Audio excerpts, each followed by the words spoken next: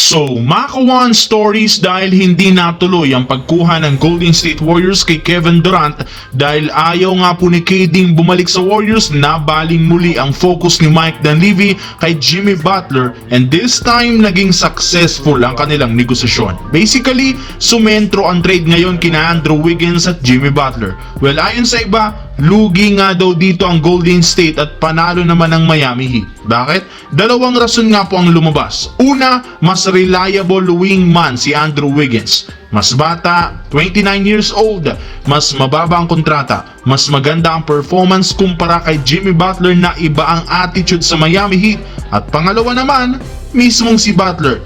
35 years old na nga ito at papasok na sa 36 years old with a bigger contract. Ayon kay Shams ng ESPN, sinigurado nga po ni Mike Dunleavy na hindi aalis si Butler sa team. Binigyan niya nga ito ng 2-year deal, $121 million, basically 60 million per year ang offer sa kanya. Technically, 3/4 sa salary cap next year kukunin ni Stephen Curry, Butler at syempre kabilang dyan si Draymond Green na merong 24 million per year.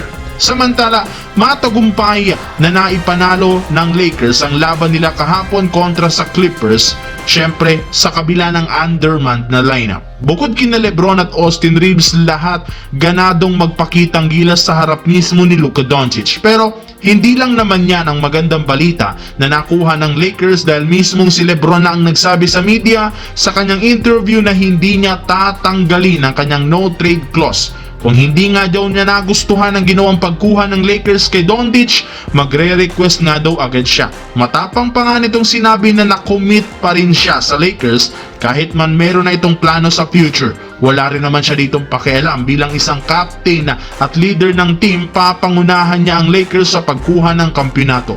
Maliban kay LeBron, sinabi rin naman ni Luka na hindi rin naman iti-take for granted nito ang pagkakasali niya sa Lakers dahil wala rin naman siya ditong ibang plano kundi magkampyon.